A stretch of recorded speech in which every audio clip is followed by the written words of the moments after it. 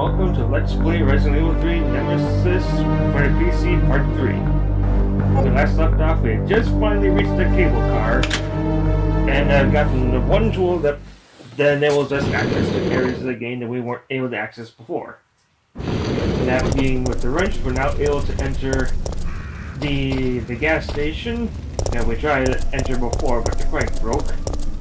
And an area that we went by earlier, but we had no idea that we specifically needed the wrench for, at least not right away, because I didn't even look at one part of it. But still, the wrench is the one key item that allows us to go back. And you, sir, I guess rude, probably get more gunpowder B, which is good. And he sure just stayed sleeping.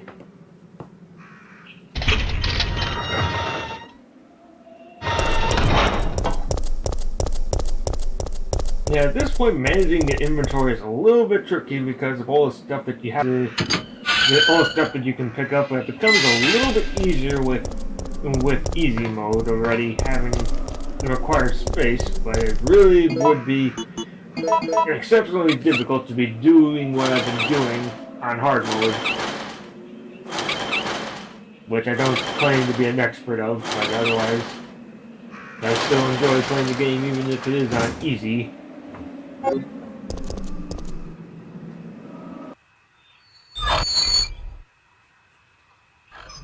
And more handgun rounds.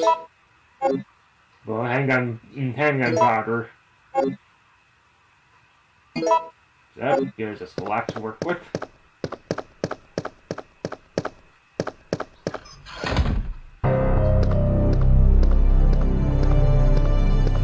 I'll check over there.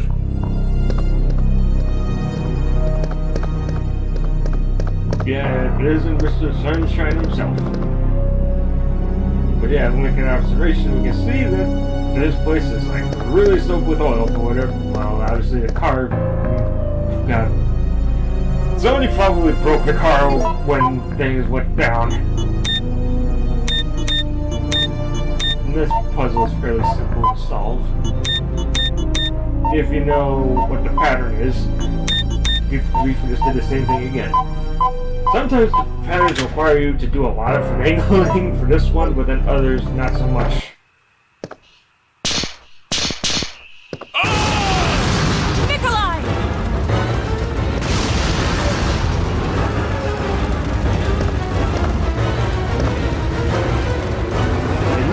Is what I consider to be the more canonical route, at least in terms of what goes on.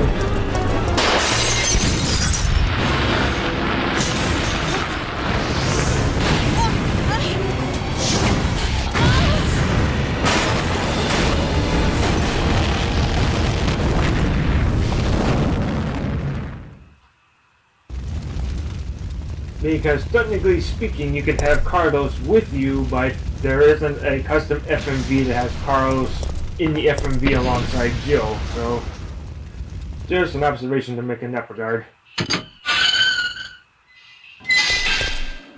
And then there's technically this one of the more iconic locations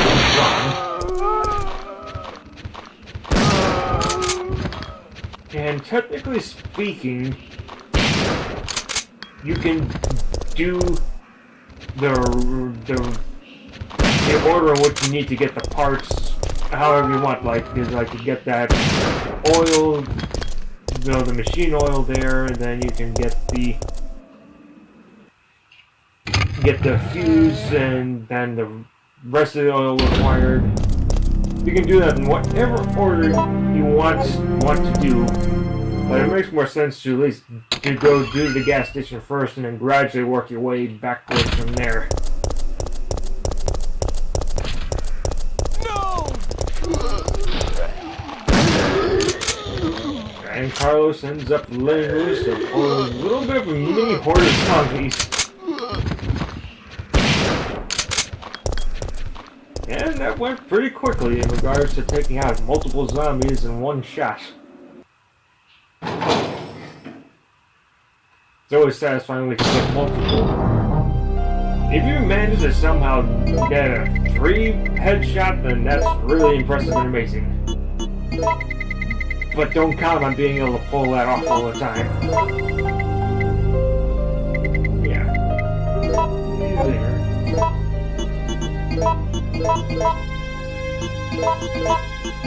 Combine those together, and it produces a lot more of the ammo type, and it's good to do that after you're able to make the enhanced handgun round, so you can get more for your buck, in a sense.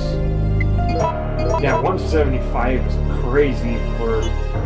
And I forgot to...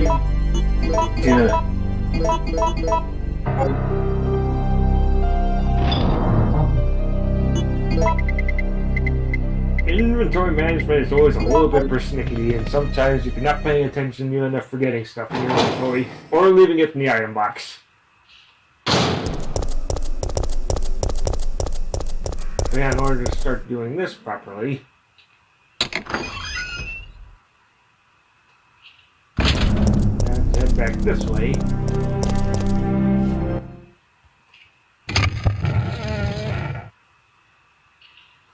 Those zombies open up the door for us finally because we cannot open it, and it brings us to the before mentioned statue. And he's holding a book in his hand. It's a bronze book. And now he's waiting for something else.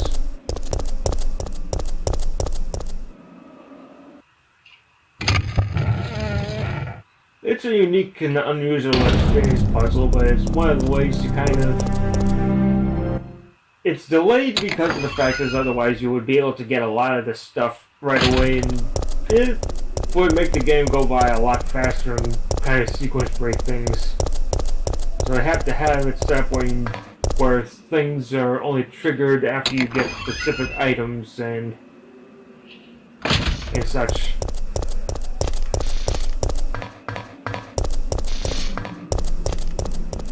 Yeah, like if you're trying to take that compass, you'll be blocked off, so you have to put it back. So it's better to just wait till you get the bronze book. And take this bronze compass. And then I'm going to hold on putting it back in there just yet. Well, giving it to the statue, because it'll be easier to clear this area out, because it'll either respawn brain suckers or the brain sucker variants. In this case, it went with the variant.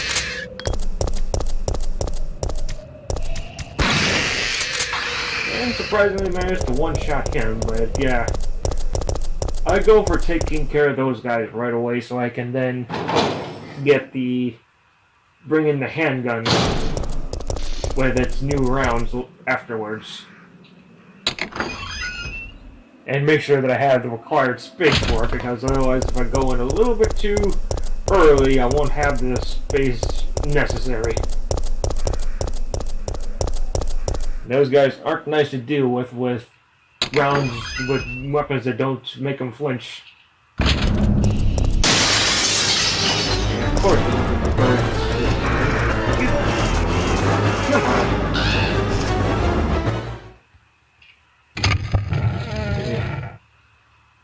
I prefer it to be the zombie dogs because I'm able to avoid those guys easily.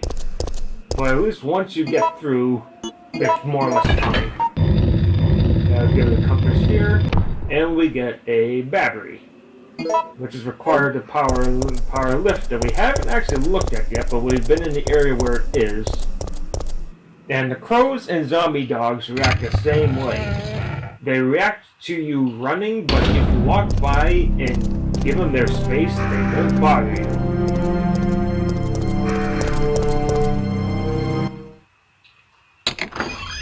So with the birds, you have to basically almost step on them to agitate them, whereas the zombie dogs getting closer to them, they'll end up noticing you.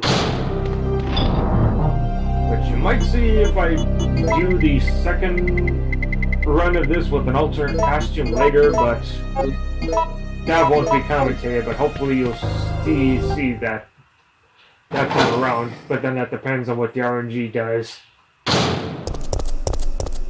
But yeah, now we're taking our enhanced handgun, which is really good to have because what it does is, for at least, like, you know, how you're able to basically stun lock the dogs with either the knife or the handgun, it ends up stun locking the zombies. So if you're dealing with a huge crowd of them, they won't be able to get close to you because of the fact that they're always staggering backwards. And the fact that it deals more damage than the typical rounds also helps substantially. Now there's 3D.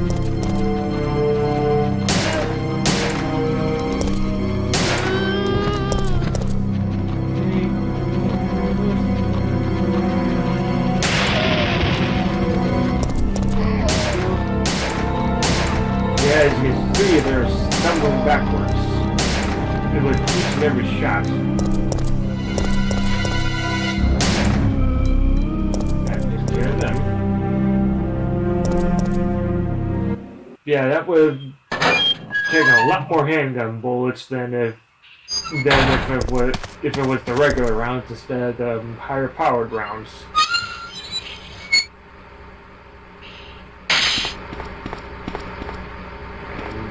Here we have the boatload of gunpowder bees here.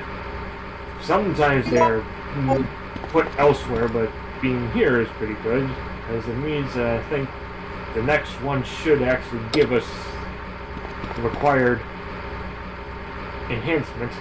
And this puzzle here is fairly simple. Once you realize the pattern that you need to do,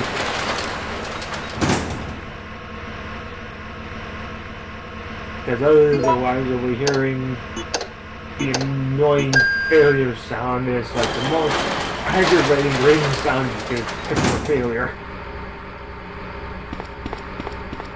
And in here is now where the grenade launcher is, and where the Magnum would be, and vice versa if they were swapped.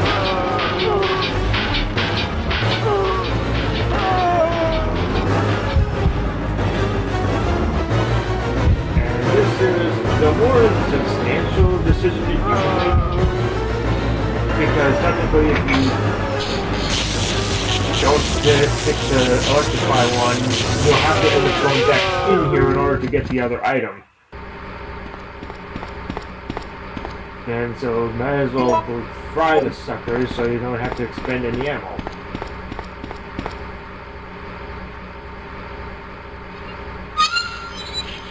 Because there is an emergency exit, but the door is stuck and it takes Jill a little bit to get it open, but she does manage it and is able to make a passes through, but then the zombies will be in there, then you'll have to kill them in order to get either the fuse or grenade launcher and Magnum, if depending on which one you grab first, or don't grab first.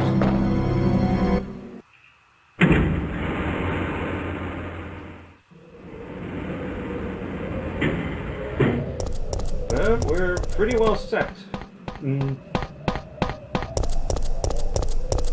Like, this here is an optional cutscene that I'm going for, but I prefer getting it because it adds a little bit. It allows someone another chance to shine rather than just one moment.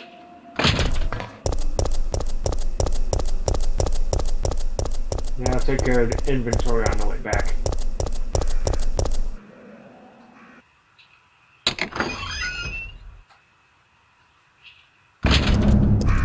Yeah, I haven't really tested what the aggro range is for the birds, but it's better to just typically walk when you're approaching than it is to try and then got these guys again.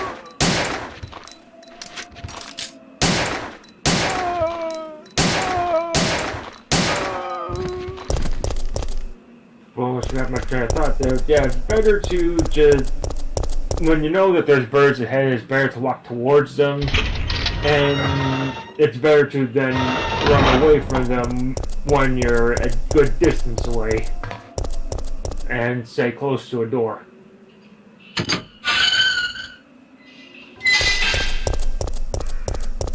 But then also putting the fuse in here in the cable car straight away makes it so we don't have to carry all the items at once.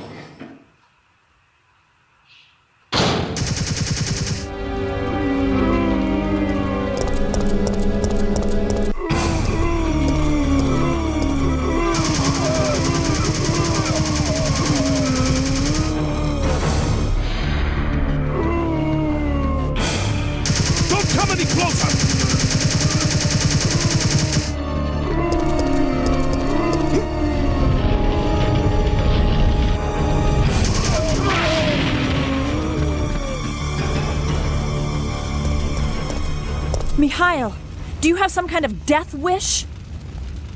My people. They were wiped out by these monsters. I can't stop just because I'm wounded.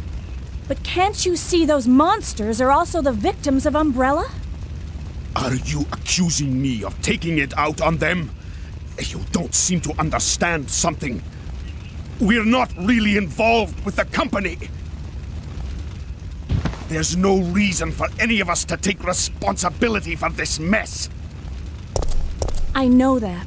And right now, that's the only reason why I'm trying to cooperate with you.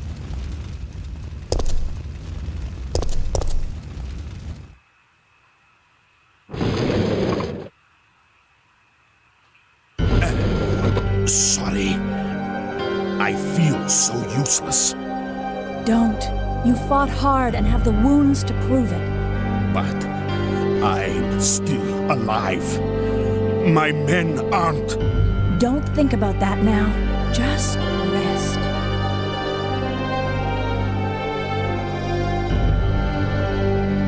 I could not save my men. Yeah, Mikhail has it pretty rough, but then that was one of his absolute shining moments if you end up using the barrel, I know this cutscene changed, but I've never seen that version, so I always make sure to leave the barrel for Mikhail to use because he puts it to pretty darn good use being able to kick it forward.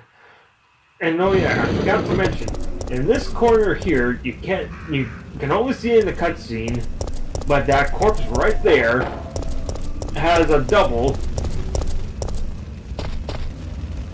And he has a double right over here. It's more evident when you enter the room and it's actually more zoomed in on Jill that you can actually tell, but that's the exact same corpse. Which is an interesting thing to see once you realize, hey, it's the same guy.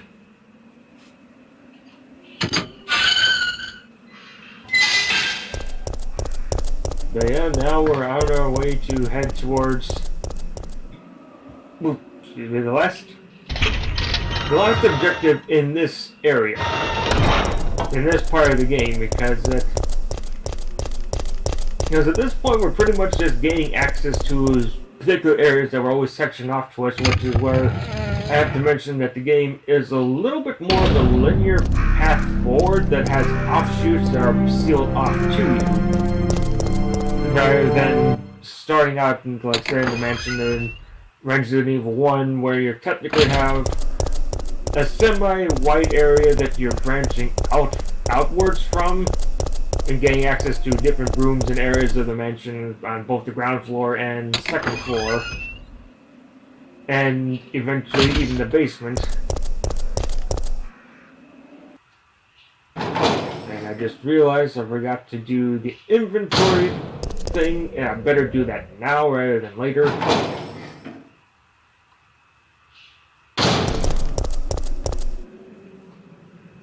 But yeah, it's like the paths.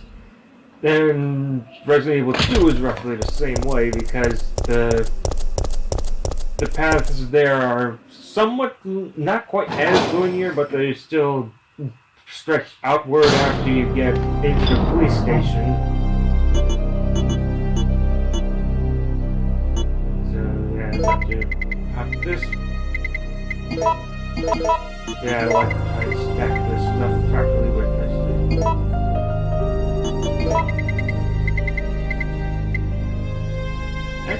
I can keep you. Fine. There we go. Do that. And there we are. Now, which shotgun is low? Yeah, one shell.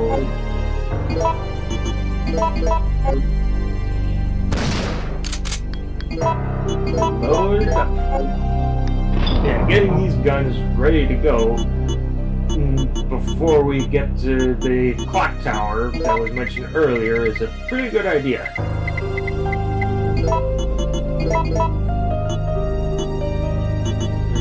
Swap you out for that, and swap you out for wrench.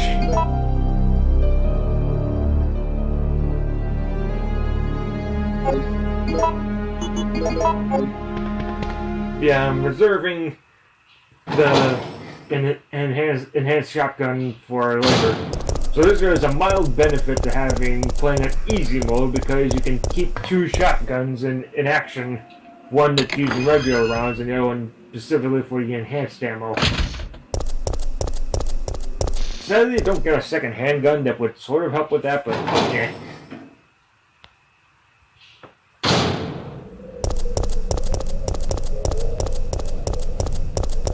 Yeah, and this area specifically changes up depending on which route you're actually taking. In this case, because we're doing this route, it's going to be more brain suckers.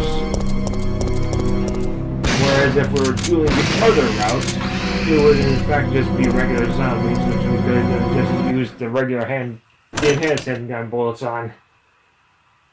Because I love using them, but there are very specific circumstances that I need to use them.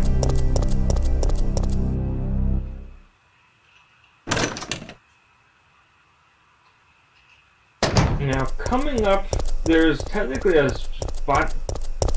I get it working most of the time, but then sometimes I don't. But there's basically a trigger area that will spawn crows in this spot, but if I avoid the trigger zone, which I didn't there, so they come out, I'm going to have to just walk it when I re-enter.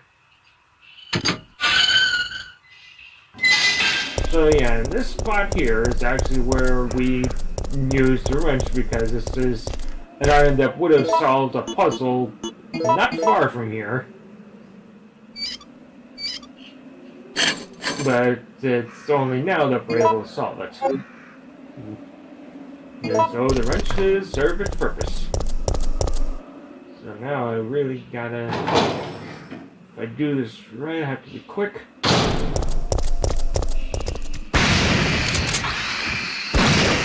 That's at least decent. So on my previous attempt, I actually managed to take out both of them with the barrel rather than having to shoot the other one. And this feels more manageable. Why did I go shoot?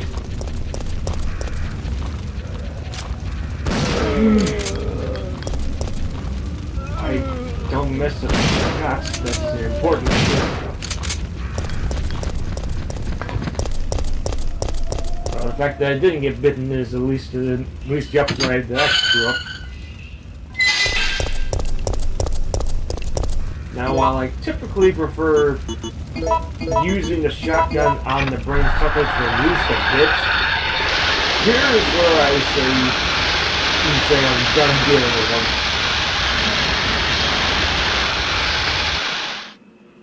And yeah, so the fire that was roaring ever since the beginning of the game is now finally put out. And there's just a decorative zombie up there that doesn't do anything. He just wanders around that basically invisible room.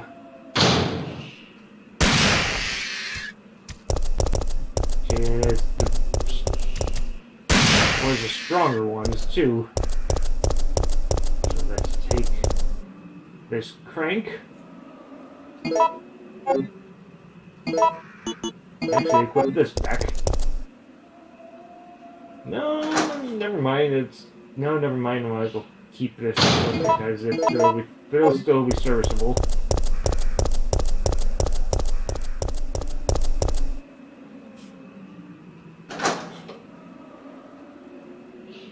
But yeah, we're making one last stop into the entrance area, into one of the very beginning areas, which is crucial for a part that's coming up. At least with the way I handle it, because there was one part that I was specifically dreading when trying to do an LP of this until I finally worked out a good method of handling it.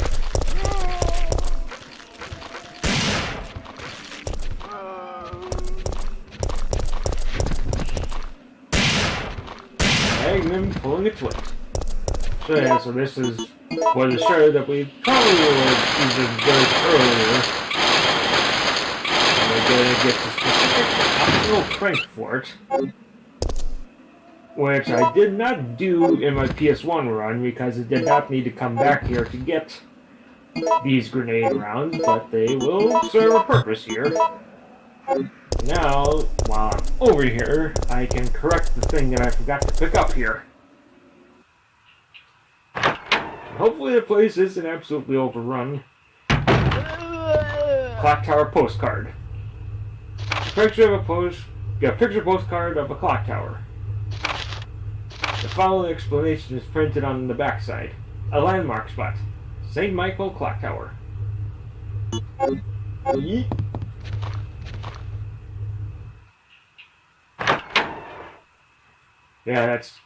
Yeah, that would have been an earlier indication of where we'd be going and what we'd be doing. Because now because we had learned about the clock tower in literally the previous part, so that postcard would have served as more of a foreshadowing. But I forgot it. I was able to pick it up now. And at this point, I kind of don't know what the inventory is going to be like. I'm going to pick this stuff up, or drop stuff off. There.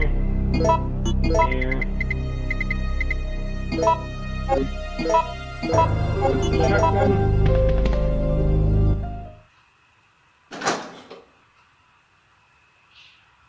Now we can get the last required item to get us out of this particular area.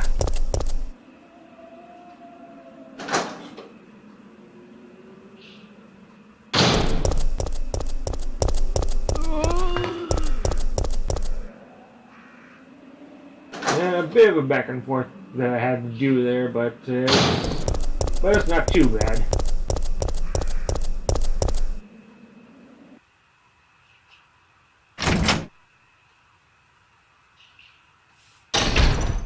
No! Don't make me do this, Murphy. I don't want to shoot you. Kill me. I finished. Not human. Wait, we don't have to do this. Please hurry. Before I lose conscious. Before too late. Kill me! Yeah!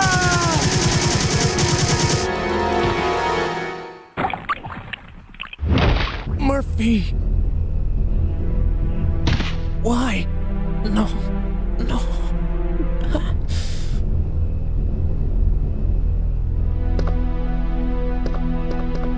Carlos! So yeah, this was a big portion of where the restoration project had to pull some weight because the music that was playing initially while Murphy was approaching, that was missing in this version. And also, this is where also the speed of the dialogue loading in faster is that technically the music was more synced with the PS1 version, but otherwise it still works here.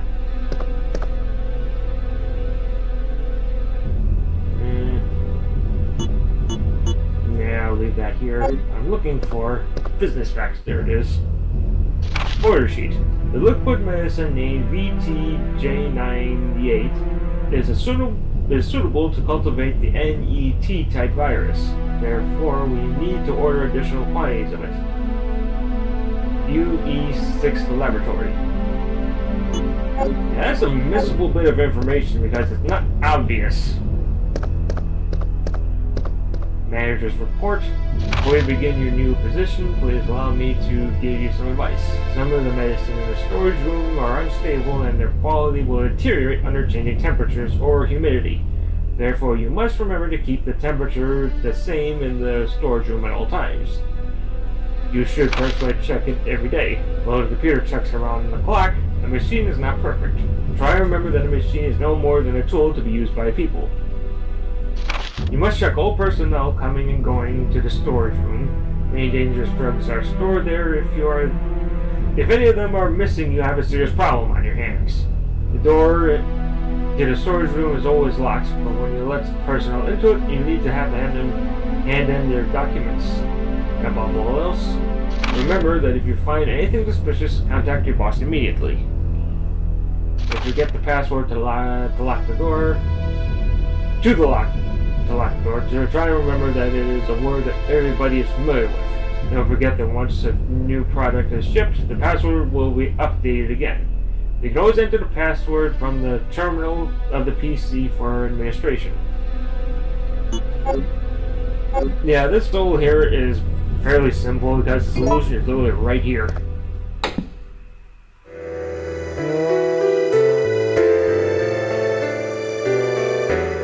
Aqua Cure like the last time I tried to do this because it has multiple solutions, and this is one of the easier passwords to put in because of the text placement on here.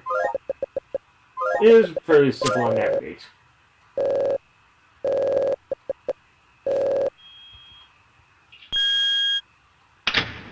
And it's all unlocked.